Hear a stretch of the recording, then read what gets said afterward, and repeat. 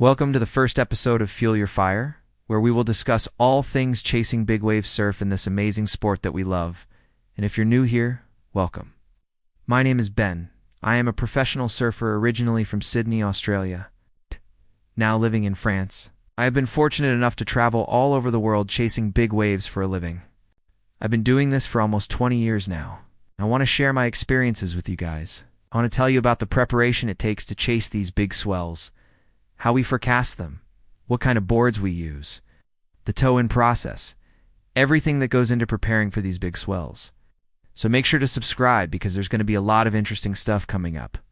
In this first episode, I thought I'd take you through a swell that I recently chased in December last year. It was an amazing swell. We were pleasantly surprised by the size that came out of it. And I just wanted to show you what goes into planning something like this. Okay, so as soon as I saw this swell coming in on the models, I knew I had to go somewhere. It was looking like a storm that could produce some big waves, but I just wasn't sure where. So I started looking at all the different models. This is something that I do every day, whether I'm at home or on the road. As soon as there's a storm forming, I start looking at the models to see where it's going to go, how strong the low pressure system is, and then try and figure out where I need to be to catch it. So this is something that I do constantly, whether it's on my phone or on my laptop when I get home from a surf. So after looking at all the different models, I figured there were two places that it could potentially go. One would be Portugal, which is not too far away from where I live. But the models weren't looking super promising there.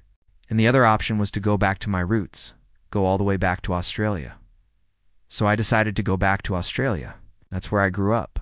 That's where I learned to surf. And there are some spots back there that are really suited for big swells. And I knew that even if the swell didn't quite make it to those spots, there would still be some fun surf to be had. So that was the decision. I just got on a plane and flew back to Australia. Now, one of the benefits of going somewhere like Australia is that it's not too hard to find a big wave. You just have to look for it. And there are so many spots that are good in big surf. So I knew that whatever I found, it was probably going to be good. So I got back to Australia and met up with a couple of friends, Bruce and Harry Street, who are brothers and they live in Sydney. And I knew they were keen to go surfing. So I asked them where they wanted to go. He said, let's go check out the south. So we headed down south, drove past Wollongong Kiama, a couple of those spots, and eventually got down to a spot called Marimalai, which is near a town called Bateman's Bay. We got there, and the conditions looked really nice. There was a northerly wind blowing, which is offshore for this spot, and the swell was already starting to build, so it was looking pretty promising. But we still weren't exactly sure how big the swell was going to be. All we had was the model forecast, which was predicting around 8 to 9 foot, maybe even bigger. So that's what we were expecting.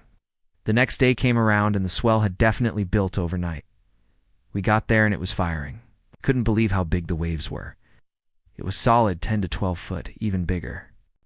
I've been surfing this spot for many years now, and I don't think I've ever seen it bigger than what it was on this day. So it was really cool. The idea behind this series is to show you what it takes to prepare for a swell like this. So I towed in a few surfers that day. First I towed in Harry Street and then I went back out and got Bruce. Both of them ended up getting some amazing barrels.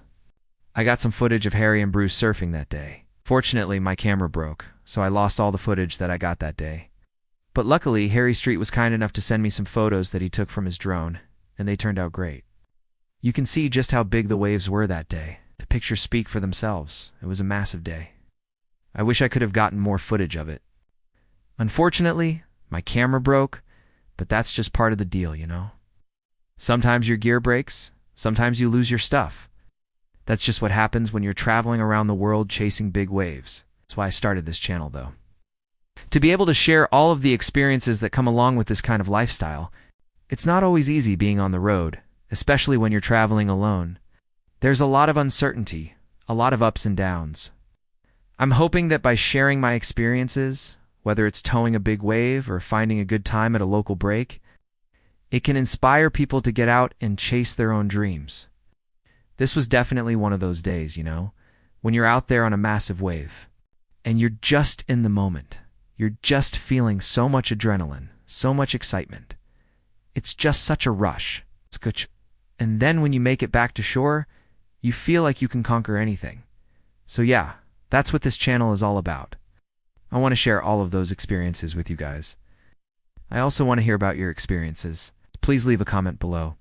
Let me know what you've been up to, what kind of waves you've been surfing, any stories that you have, any advice you want to give. I'd love to hear from you guys.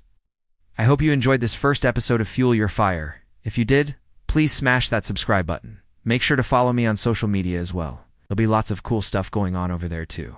I'll see you guys next time. Hey guys, thanks for watching. If you want to learn how to surf bigger waves with more confidence, check out my online coaching platform. It's full of tips and tutorials to help you take your surfing to the next level. You can watch it on your phone, your tablet, your laptop, wherever you want to learn. And it's all done at your own pace.